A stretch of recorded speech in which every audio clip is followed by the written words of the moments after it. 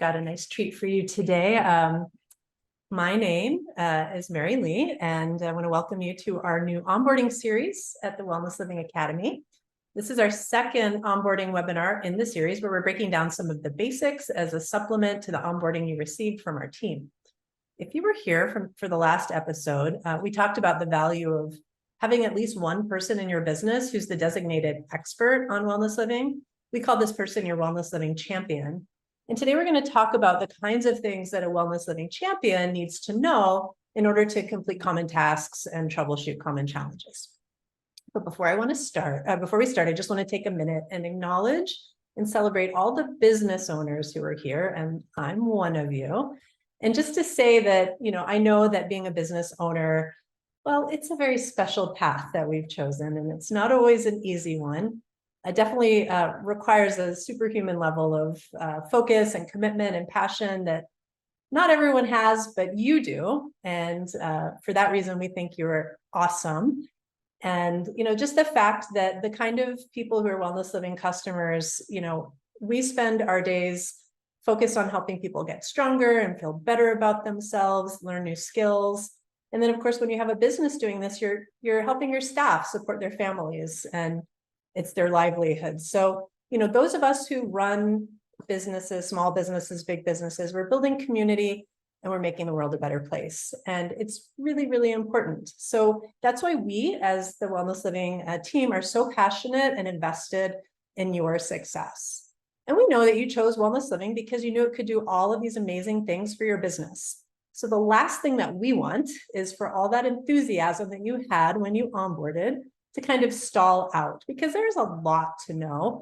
And you're already like spinning 10 million plates in the air. And then you add one more thing of learning a new software to the mix. And it feels like a lot. So we just really appreciate that you took the time to come out and join us on, in your busy life. And we're going to do the best to help you get the most out of the software so that you're on a path to success. And that really goes for everyone who's here today, that, whether you're a manager, an instructor, the work that you're doing matters. And the truth is, the less you have to think about the software, the more you can focus on your job of serving your clients and your community. So that's what we're here to do, help you get over that learning hump. So whether you're newer to wellness living or just looking for a refresher, you're in the right place. Throughout the series, we're going to lead you through tutorials, discussions, open Q&A. And just remember, you don't have to do this alone. And with that, we'll introduce ourselves. So like I said, I'm Marylee. I'm Senior Product Experience Manager here at Wellness Living. I'm also a Wellness Living customer, and I own a Pilates studio in Chicago, but yes, I am currently in sunny Florida. So don't hate me too much. And Ron, you want to introduce yourself? Hello, everyone. My name is Ronaldo Tomizawa. I'm part of the onboarding team here at Wellness Living. So if you didn't see me, you saw one of my colleagues when we helped you set up your accounts before you went live. And last but not least, drum roll, anticipation. I was waiting for the actual introduction. That's okay. My name is Graham. Some of you may recognize me from the community forum. I am an outreach specialist there.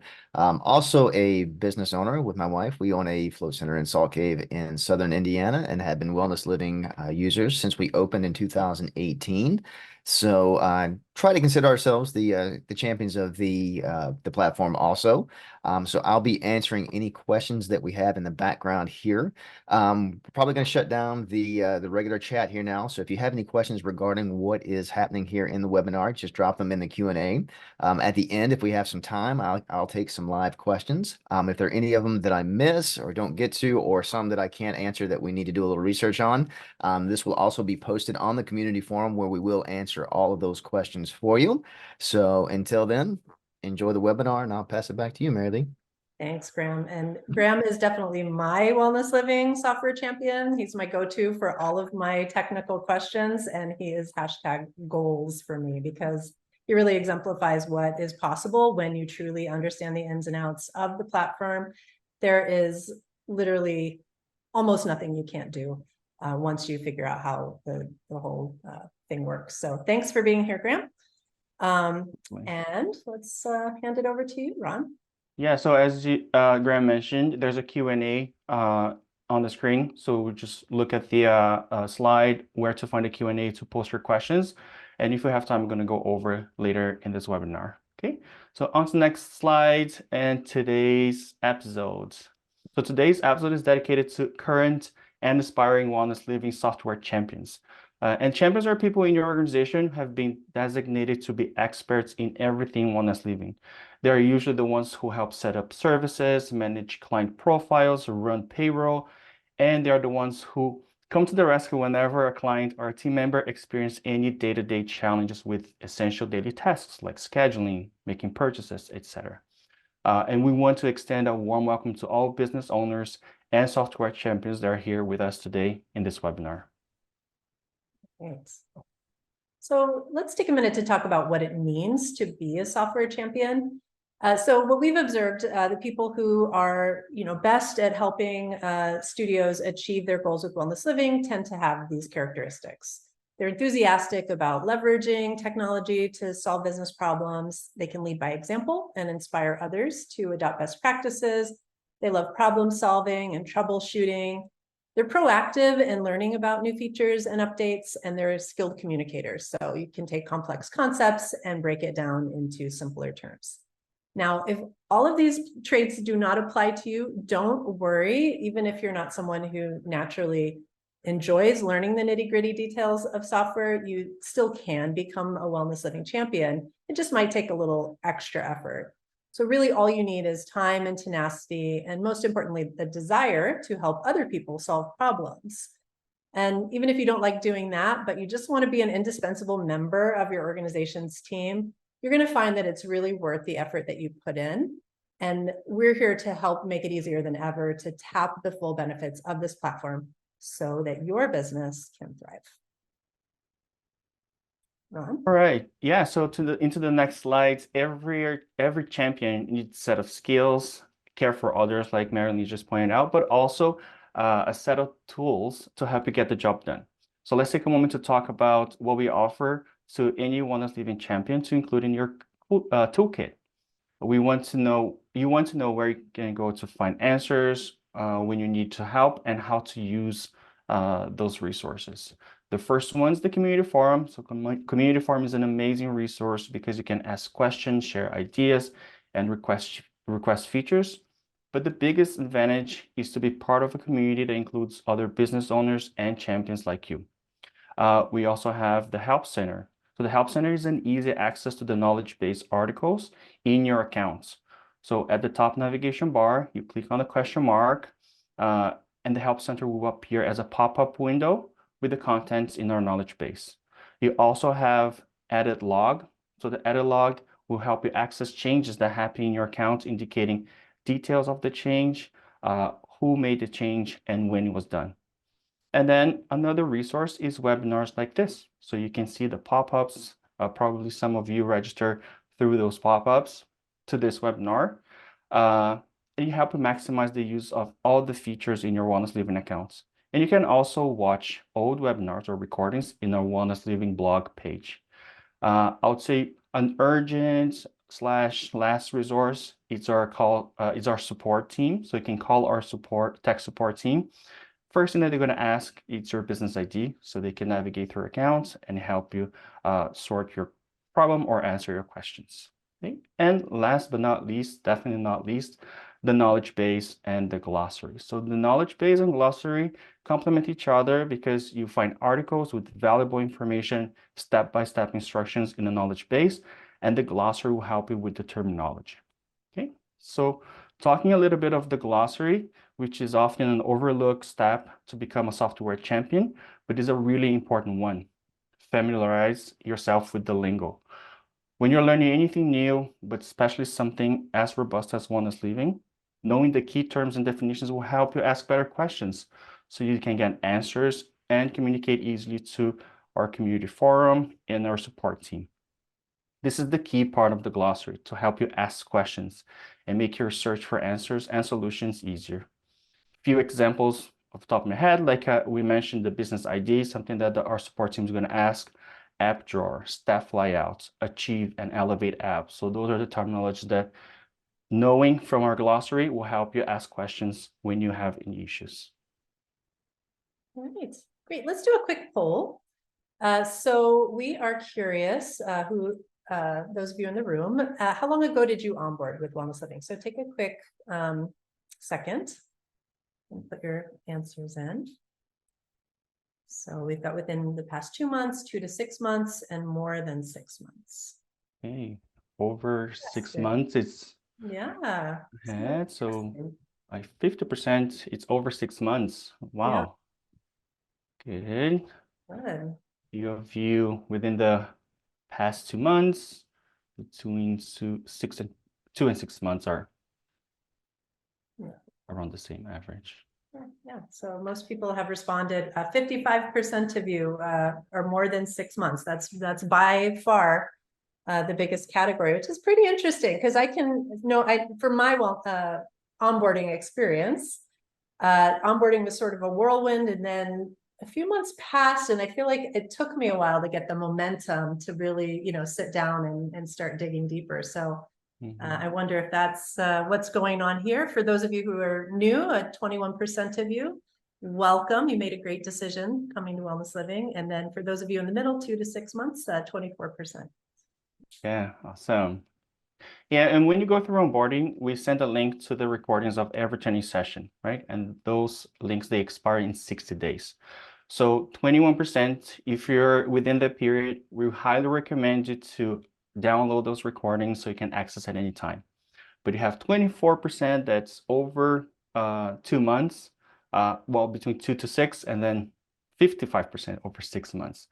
So if you within that time, don't worry, we got you covered. We compile a helpful guidebook with demo videos showing all of the top questions, typical questions that we cover during onboarding, and we share a link on the follow-up email.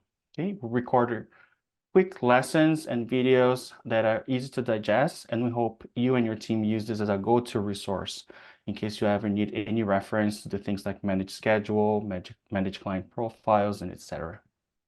One thing that we hear a lot from customers is, it's one thing to learn everything during onboarding, but it can feel a little bit like a fire hose. And it's only once you're really into the day-to-day operations of your business that the questions are going to pop up, that are more nuanced. Like, you might know how to create a membership, but what about when you want to add guest passes to membership? Or you might know how to pause one person's membership, but what if you want to pause 20 people's memberships all at once? So many of these videos were created directly in response to common questions that come up on the community forum. So you might see particular use cases that are interesting or relevant to your situations. I really hope that you'll take some time to peruse it. You'll learn a lot.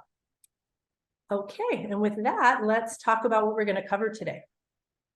So, we only have an hour, but we picked some of the top topics that a champion would need to understand or possibly be responsible for in the day-to-day operation of the business. So one is scheduling classes over capacity, managing client account balances, adjusting purchase options, adjusting the time clock, dealing with payroll reports, and cash closeout. So this is a little bit more than the basics, right? It's making adjustments. And to dig into these topics, we're going to need to first actually talk about how you get the proper permissions, because not everybody can make these adjustments in the business. You have to be entrusted with that higher level of access. And to talk about that, we are going to start our demo and explore staff roles. So let's talk about what staff roles are, where you can find them in the software, and what you as a software champion or the business owner need to understand about them. So staff roles settings determine who on your team can access which features in the Wellness Living software. And as I said, the reason we're starting with staff roles is that some of the challenges that your staff members may encounter with the software could be due to their staff role settings. So in other words, common issues that come up could just be a click of a button that gives a person greater access. So let me give you a few examples. Say an instructor can only see their own schedule, but not other teachers' schedule. That's a staff role permission. Or maybe they can only see their own clients, but not all the clients in the business. Things like not being able to manage client profiles, edit passes and memberships, book unavailable assets. These are all questions that commonly come into our support team and community forum, and they can be solved with literally just a click of a button. So I just want to quickly show you how to find staff roles. So what you're going to do is go up to the app drawer, click setup, click staff, and then staff roles underneath that. Now, as you can see, there are a number of different levels of staff roles, all of which the business owner can customize to grant different levels of access for each type of staff role. And as a champion, you're typically given more permissions than other staff members because you're trusted to make changes like the ones we're going to go over today. Staff roles are extensive. There's a lot of them. We could easily do an entire webinar just on staff roles, but we have a really good knowledge base article on staff role permissions. It's called that goes into every single one of these permissions. So I just encourage you to use that as a reference because for today, we just want to make sure that you're aware that this is a place to go when you're troubleshooting somebody is having issues with what they can see, or staff member, what they can see or do in the software.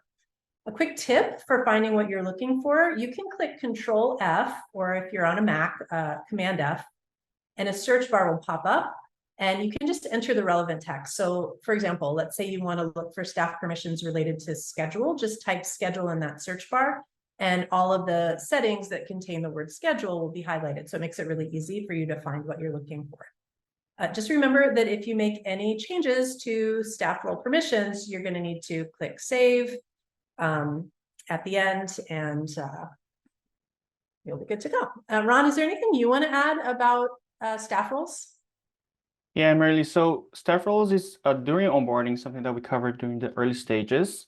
And then as the training sessions go by, and then towards the end of onboarding, and we go over daily routines like scheduling and more daily tasks, sometimes the staff roles play a crucial part on the task that we were trying to go over. So that's why it's always good to go revisit and know where to find that information.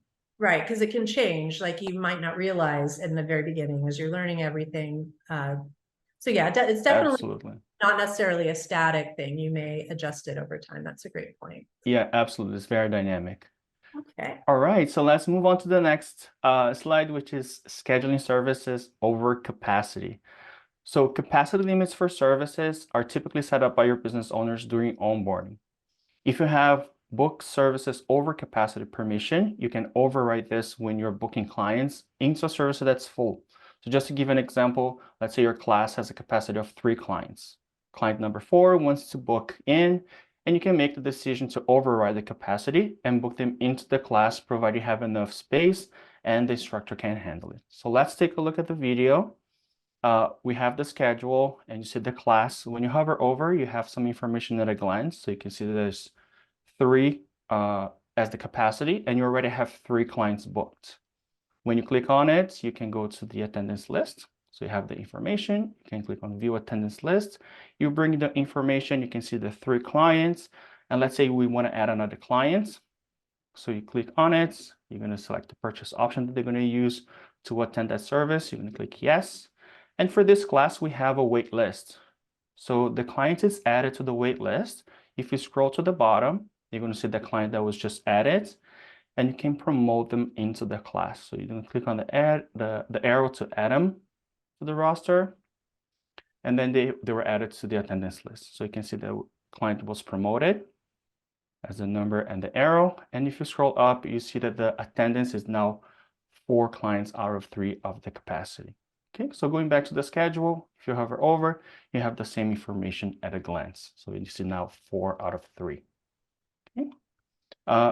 Marylee, as a business owner running your business on a day-to-day, have you ever had to use that, just the capacity of a class or a service? Yeah, and I think it's a great setting. In my studio in Chicago, we have 7 reformers and window chairs, so we have different stations. And there have been a couple of occasions where somebody has shown up and they thought they were registered, but they weren't. Now, I don't always do this, but on a couple of those occasions, there was an advanced student in the class who volunteered to do the entire class on the wounded chair while everyone else is on a reformer. I've been teaching Pilates for over 20 years. I'm very comfortable with queuing 2 different workouts at once. So in the right conditions, I'm willing to book a class over capacity, but it's not something I would want, say, a newer teacher to be able to do. So I do really appreciate the flexibility that the staff role permissions allows, that I could do that, but not just anybody could do it. All right, so let's move on. We're going to talk now about adjusting purchase options and transactions. As a Wellness Living champion in your business, very likely you're going to need to make changes to individual clients' purchase options or a purchase that they've made. So we're going to cover 3 common scenarios. And just note, you will need permissions and staff roles to do what we're about to show you. You're going to need the view passes and memberships, edit passes and memberships, and refund transactions permissions. So Frankie Paul is a client, and he says that he's going to go on vacation for a month and wants to put his auto renewing session pass on hold. Do you know how to do that? If not, we'll show you. So the first thing you're going to do is go to the client's profile and go to their account and click passes and memberships. Here you'll see a screen pop up, and any of their current passes will show. You can click the vertical dots under the action column, click manage hold, and that's going to take you to this page where you can add an on hold period. Now you can place it on hold indefinitely, or in our case, we're going to do it for the entire month of April. So we'll click the entire month. And then we'll just make a note that he was going on vacation and click add. And it's that simple. It'll just confirm that your changes were saved. You can see the whole period, that the duration is 30 days, when it was created, who created it. And if you go to the end, you can delete or edit the hold at any time. All right. Next, let's talk about canceling auto renewal. So Frankie's pass is on auto renew, but he no longer wants it to be automatically charged when his 10 sessions run out. So this is super, super simple. All you have to do is scroll over here on that same page. You scroll over to the auto renew column, turn the toggle off, done. That simple. And then the final thing that I want to show you is refunding a transaction. So let's say that Frankie bought a branded hoodie at your studio, and at the end of, and then we took it home, he realized it was too small. So he came in to exchange it. We were out of the size that he needed, and so we decided to refund him. You can, in Wellness Living, you can easily refund just the hoodie, even if there were multiple purchases in that same transaction. So we'll show you how to do that now. On the client profile, you'll just go over to account and click transactions. Here you'll see all the recent transactions, and you can see under item the 2 things that were purchased in this particular transaction. We'll scroll over, go to that action column, click the 3 dots, and click refund. That'll take you to a page where you can see each of the items. We're only going to click the hoodie because that's what we're going to return, and then click next. And here we can decide the refund method. So do you want to give it in cash, return it to their account? In this case, we're just going to use the original payment method, which was their stored credit card. We can write the reason for the refund. We can opt to send a notification to the client or not. Click refund, and that's that. You'll get your confirmation. If you go back to the transactions page, you can see now the color has changed. It says partially refunded, and the note is right there that indicates that it's the wrong size. Ron, you have anything to add? Yeah, Marylee. Yeah, so just on the last demo you did about refunding, when you do the 3 actions and the 3 dots under action, if the batch is not settled yet, you can void. So it's very easy because you can see it. As you saw in the demo, it just gives you the option to refund. But if the batch is not settled for the day, you would see the option to void it.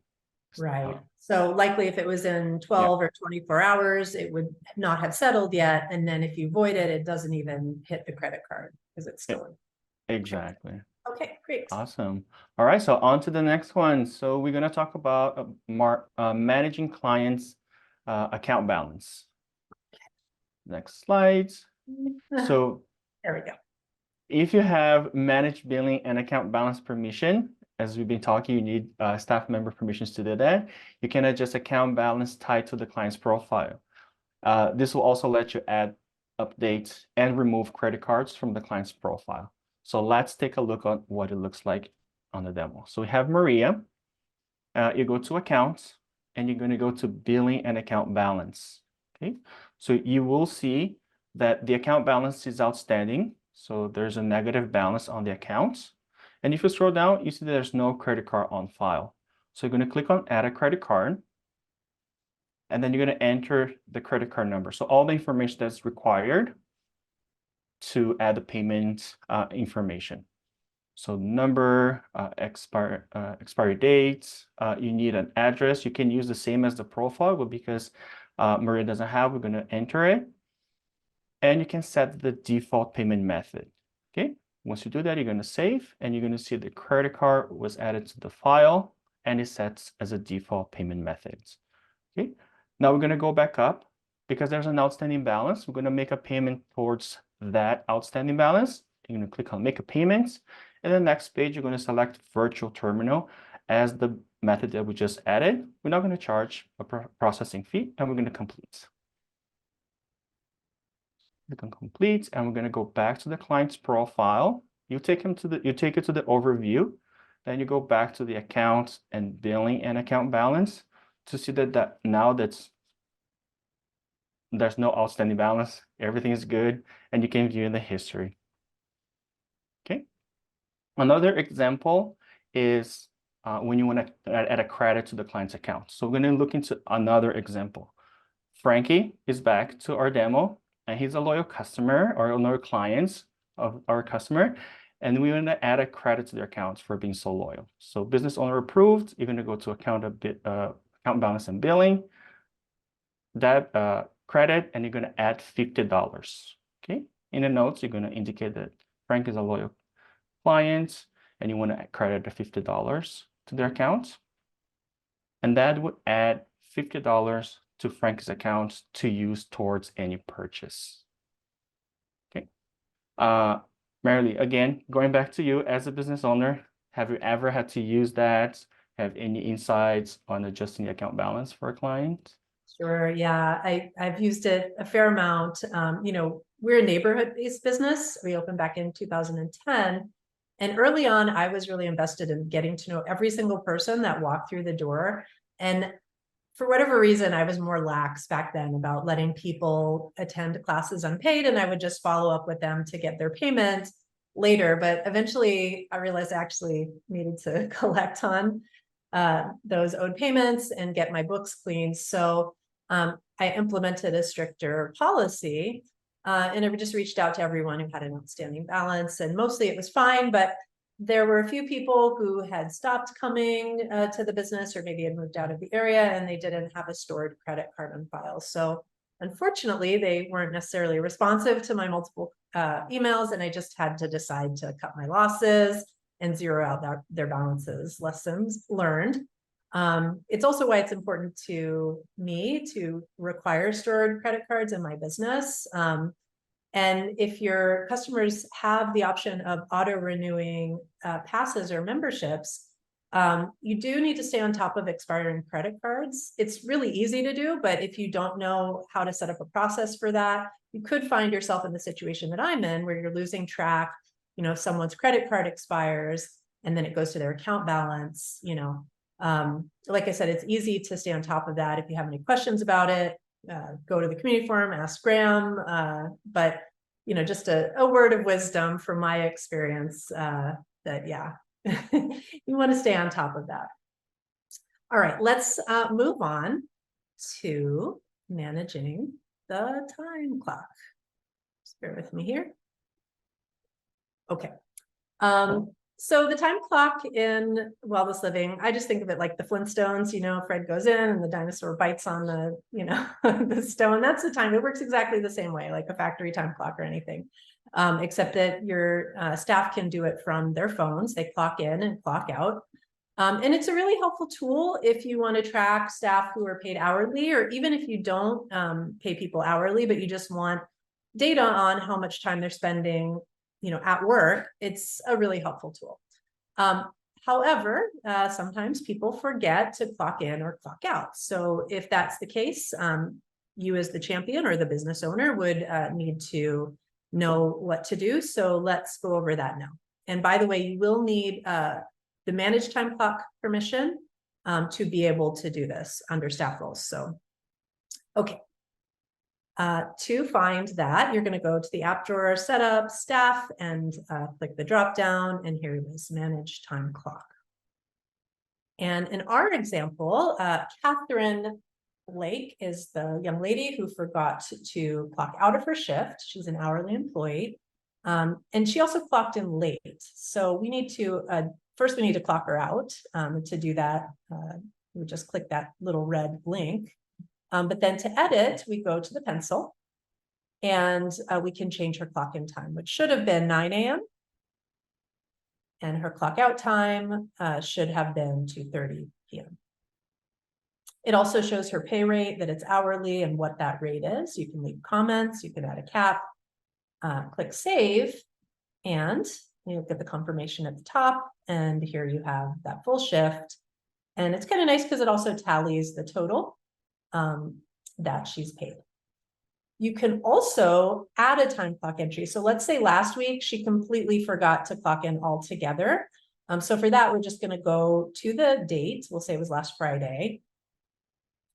And see that blue button at the top says add. So Catherine is our person. You can see there's no shift in there. So we're going to click add.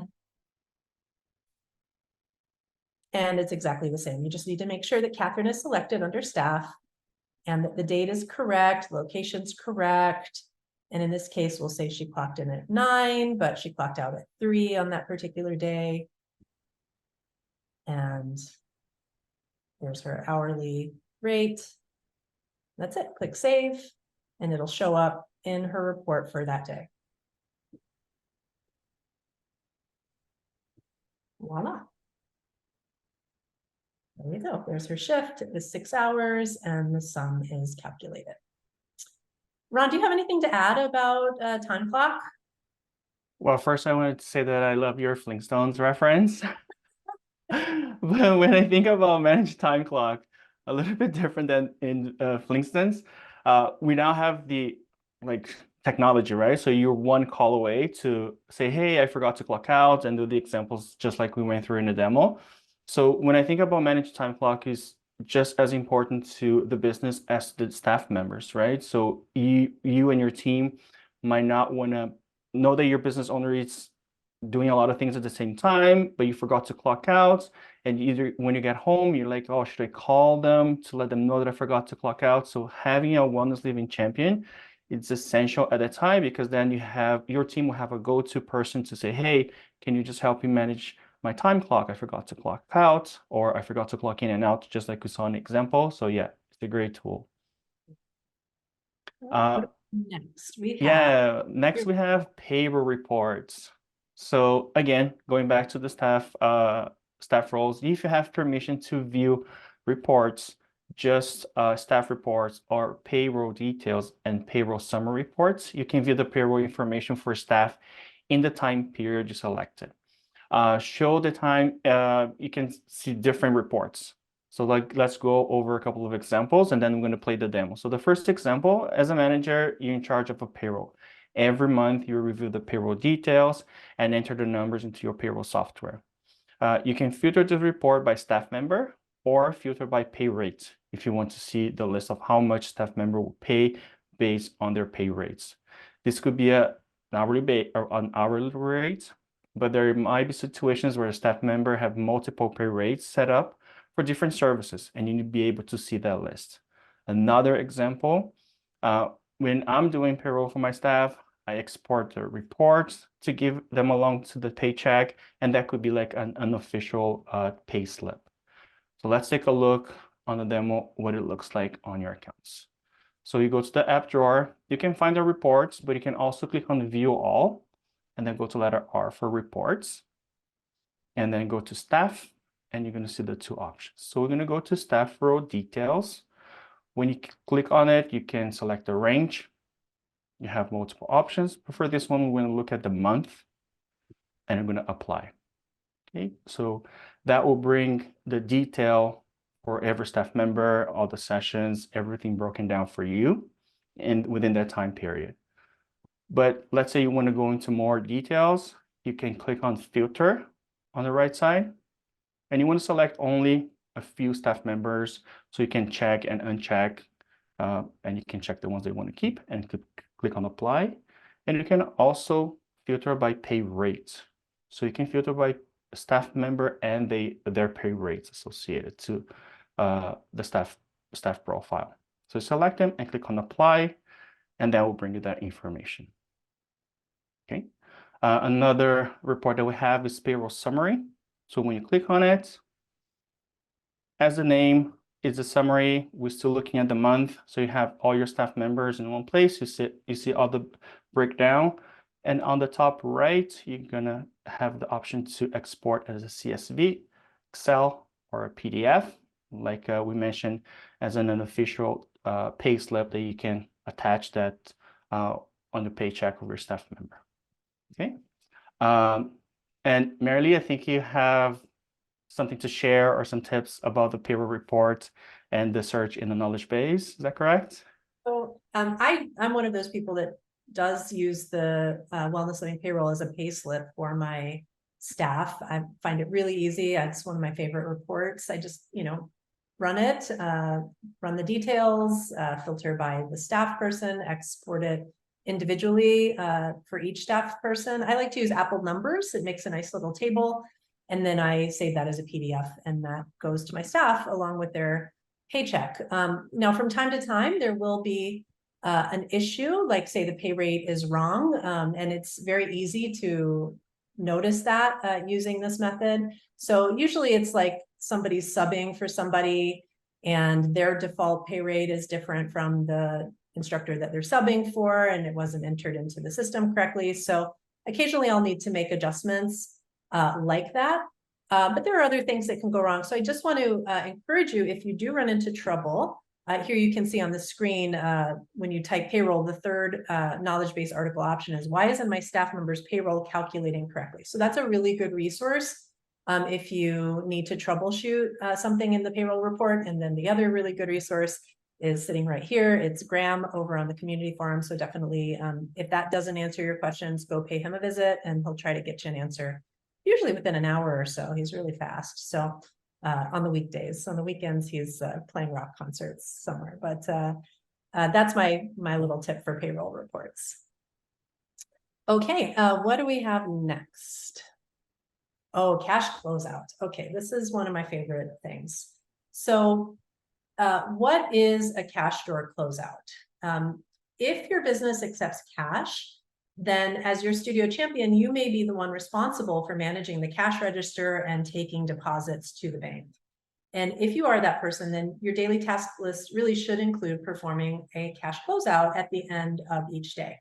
And that just means that you would need to make sure that at the end of each day, the amount in the cash register, also known as the cash drawer, matches the amount of cash sales, including any refunds that took place in the business.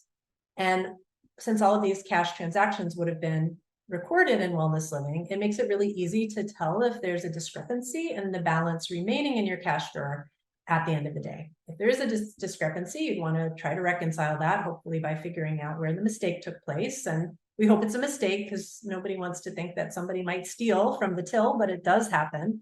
But for many reasons, if your business accepts cash, it's just really important that someone's paying attention and performing a cash closeout daily. One quick word about your cash drawer. So all of your point of sale hardware can be purchased through Wellness Living. And an additional security measure that is available through the Wellness Living hardware is the option that you can set your cash drawer up so that it only opens when a receipt is printed. So just something to consider if you need that added layer of security. So right now I'm going to show you how to perform a cash drawer closeout. And just a reminder, you're going to need a staff role permission for this, perform cash closeout. Additionally, if you want to be able to monitor cash closeout information over time, then you're also going to need the view cash closeout report permission. Okay, so let's get started here. So to find that, first need to dismiss my reminder here. Okay, to find the cash closeout, just go to your schedule page and you'll see either on the top navigation or the side navigation bar, you're going to want to go to store. And in the top right, you've got these three vertical dots. Click cash closeout. And here you're going to find a blank log of different cash denominations, coins and bills that you might find in your register. You can set this up depending on which part of the world that you live in.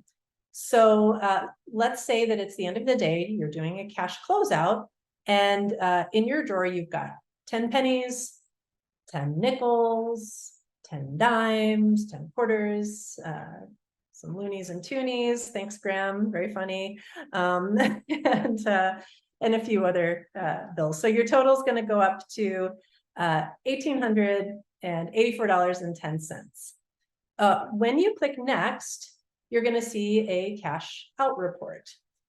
So this shows you whether the cash amount that you found in the register lines up with the amount that was processed through Wellness Living for that day, or whatever time period has elapsed since the last cash closeout was performed. So just going line by line, you're going to see the amount that was left in the till the last time you did a cash closeout, all the cash sales that have taken place, what the current cash balance should be, what the current cash balance is, the difference, and the amount you're taking to the bank to deposit, and finally the amount that is left in the register. So I'll just click back and show you. So there you go, the last amount, all the sales that took place, what the balance should be, what the balance is, the difference, the amount you're taking to the bank, and the amount in the register.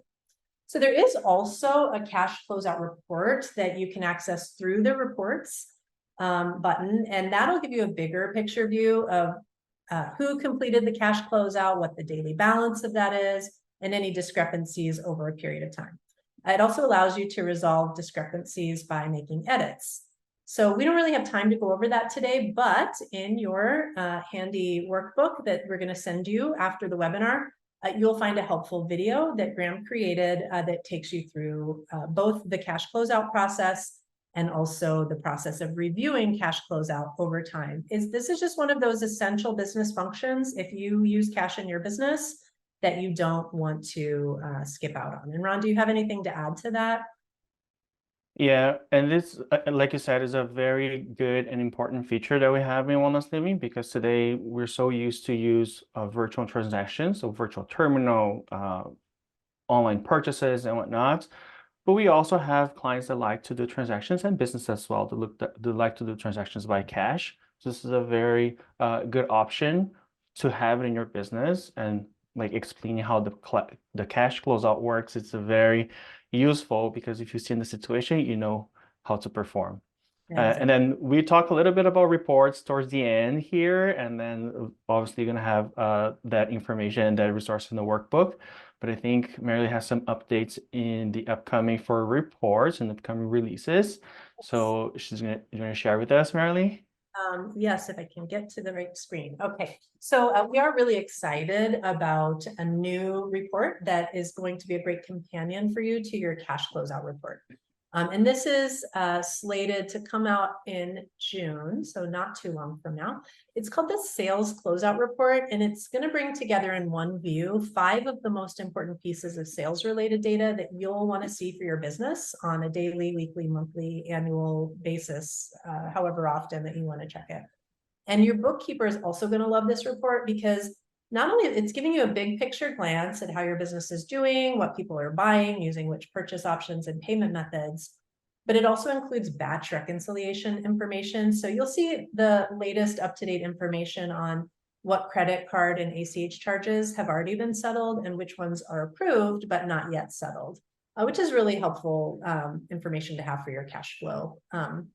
And I just want to say our designers have done a really fantastic job of making this report easy to understand and navigate. I sat in on some of those meetings and I just love it. As a business owner, I think this is going to be one of my favorite go-to reports for quick insights on business financials. So really excited about that one.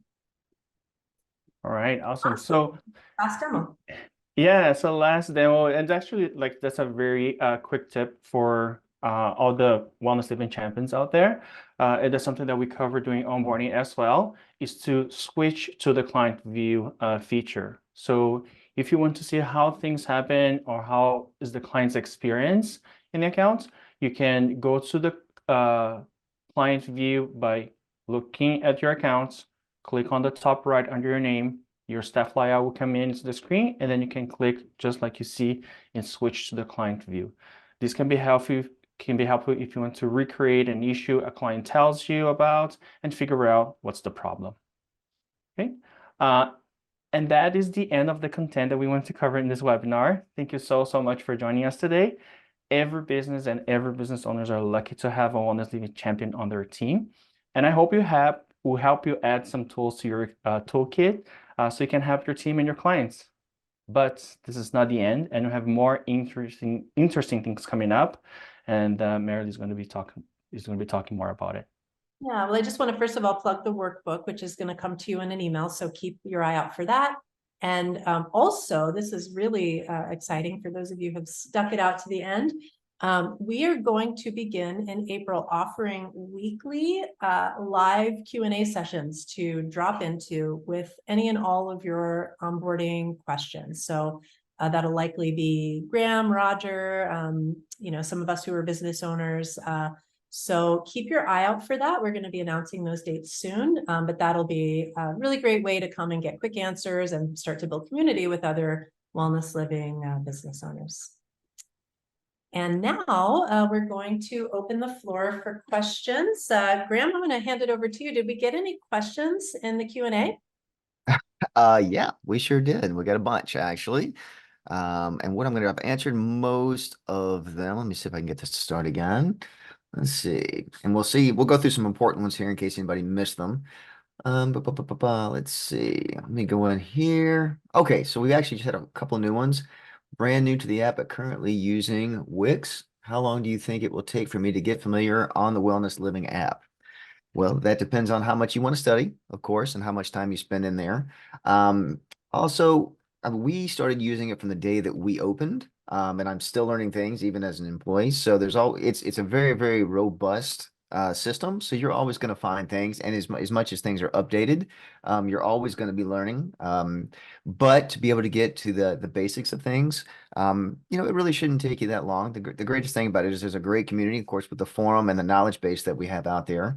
It should not take you too long at all, as long as you're willing to be open to it and, and try to discover some things. And if you ever do have any questions, just let us know. We're happy to help you out.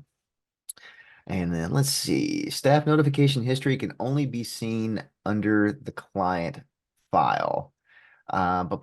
So you're wanting to see exactly, clarify that just a little bit. What exactly are you wanting to see? We'll see if we can answer that for you. A couple of the more important ones too that we had. Let's see here. We'll go through the list here. Saw on Marylee's screen the staff role of guest instructor, saying that I don't see that. Looks like I could add something like that for subs. You absolutely can. For anybody else that was wondering that same thing, all you have to do is click to add the staff role in the staff members tab, set up their staff permissions there. Simple and easy as done as that. Let's see what else we have. Okay, so do we need to do anything special in class setup or anything to make to add people over capacity? Well, that is also a staff permission as well, to be able to allow people to book over capacity. So a lot of the things that we dealt with today for most of these questions too, you'll find them in those staff roles. You do have to make sure that you go into each individual staff role, because just because you change one, it's not going to change all of the others. I've found sometimes too, business owners will go and they'll change the staff permission for a front desk person or for an instructor, and they'll forget to have all the permissions on for themselves. So when they go to do something that they find they can't do it, and it gets a little worrisome for them. But just make sure you're checking all of the individual staff roles for their permissions there. It can get a bit cumbersome if you've got, just a multitude of staff or staff roles. So, it can also help too if you have multiple staff members that fall under the same staff role, or if you're trying to keep all of your instructors with the same type of permissions there. Let's see. Okay, here's a really good one. How do I receive a payment for a free trial that rolls over to a paid membership online? So the way this works is if you have your free trial set to auto convert to a membership, then as long as there's a credit card on file that is the preferred payment method, it will charge to the card that's on file there. If you do not have a credit card on file, what it will do is it will bill to the account to be paid later, which also opts into a question. People will ask if I'm billing to an account and then I put a credit card on later, is it going to continue to bill to the account? The answer is no, because you have an option to set that to the preferred payment method, and that membership will then, from that point on, begin to charge to the credit card that they have on file there. Looks like it looks like we got a bunch of brand new questions that just popped in. So let's see what we can do here. Let's see. Thanks. Okay, I want to verify that my staff receive certain emails. Okay, one great thing about this is the BCC function within the email tools within the system. In my business, we BCC ourselves on absolutely everything so that we know what's gone out to both our staff and to our clients. Anything that's important, we're always in the know for that. That way we can also monitor any kind of notifications that we come out for errors or anything like that. So highly recommend doing that. Let's see here. I get an error message asking for a reason when refunding a client. There seems to be no way around it. Do we know when you say you get an error asking for a reason, what exactly is happening there? So I'd love for you to come onto the forum so we can clarify that and maybe send a screenshot over so that we can dive into that for you to see if it's a merchant processing error or if it is on the wellness living side of things, or if it's just something that that needs to be corrected in the process. All right, let's see. Does Wellness Living have scheduling software for employees? Trying to think if I think about what this question is correct. Are you meaning like the Elevate app, or are you wanting something for Achieve? Because what happens is every staff member has a client account as well automatically. So I'm not sure if that's what you're asking there. So if you're asking scheduling software for employees to use an app off the computer, then yes, you can use both the Achieve app for them to book their own appointments, or the Elevate app if they're wanting to schedule for customers and whatnot. That also allows businesses to use tablets or laptops in other areas of the business rather than just a front desk computer. If that's not exactly what you're asking, please feel free to reach out and ask us again there. Let's see. Do you have integration, or do we need a lead management package? Well, we do have lead capture campaigns as well as lead capture widgets. So you can definitely take advantage of those. They tend to work very, very well. But for your lead management package, of course, there's all kinds of different leads for businesses that are out there that are third party as well. We're pretty proud of ours and think that it works well, but there's no wrong answers. I tend to find that the lead capture widget has been working well for a lot of people. And plus, it helps to funnel those right into our reports and things like that as well. Let's see. What is it? Okay. Is there a video that can help me learn how to design emails for campaigns? Well, you're certainly in luck there, because that's kind of what I've been working on here. If you would, after this is over and this comes up on the community forum, please feel free to send that message on there as well, and we'll make sure that we get you a link to a video on how to do that.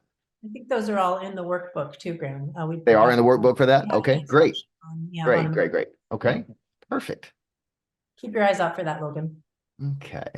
Let's see. We're a nonprofit and receive donations for a lot of our offering. What is the best way to collect donations if we are holding a class outdoors at a fitness park?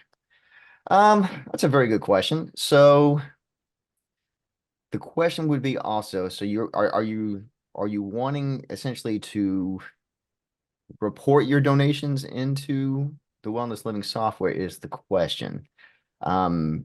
What you can do, I would really suggest having a donations purchase option that is, you can set it to 0 and then adjust it in the cart, whatever that is going to be. And then what you could do is with your accountant or with your QuickBooks, you could classify it as a donation for tax purposes there. Because I think that sounds like the question that they're asking. Yeah, maybe also just wondering how they actually collect, like, is it going to be cash? Do they need a credit card swiper? That Right. So yeah. what you would need, I mean, either way, you would still need a purchase option. Now, if you are collecting donations via credit card, like we say, if you've got a tablet with the Elevate app on it and you're needing to have it outdoors at a park, you can also take in collections from there as well. And just a suggestion, Jessica, if you go to the knowledge base and you type in donation, there's an article on how to accept donations through Honest Living. And then there's some Perfect. step-by-step instructions on donation by product, custom amounts, or purchase option. Excellent. All right, looks like we've got one more down here in time for this last question because I think we're coming to the end here. So good timing. It says, sometimes when I pull the sales report, the total shown at the bottom is incorrect. When I download the report in Excel and I manually total the amounts, it is correct, but not sure why the total or total plus tax does not sum up correctly. Do you know why this might be? That's a very wonderful question. So this is actually something that we're working on right now. We've been diving deep into the sales reports over the last month or so. Marylee and our other community forum manager, Roger, have been doing great work in diving into that. I would like to see, again, if you could post something on the forum to give us a screenshot of what's happening there. Just out of curiosity to see what your filters are for that, to see if you're working with cash and accrual accounting values. So there's a few things that can go in there, or, in all honesty, there's a possibility that there's something that's just gone wrong where the numbers are not adding up correctly. So, I'd really like to see a little bit more detail on that so that we can answer that for you. And But that's other than exactly the kind of question like you can bring to the community forum. Roger and really great at digging deep into these kinds of questions that you might not get an answer as readily necessarily if you call customer support. So definitely take that question over to the community forum and we'll get you an answer. Absolutely. So if there's anything that I missed here, like I said, please feel free to come over to the forum. These questions will be posted over there and along with this video in the next day or so. Something, it just depends on how long we can take for us to get up onto the forum, but this will be there for your reference as well as the questions that are there. And always feel free to come to the forum with any questions and we're happy to help. So with that, I'll pass it back over to you. I couldn't take it out any better, Graham. So thanks so much, everyone, for joining us. It's been a pleasure. We hope to see you again soon. Bye, everyone. Thank you.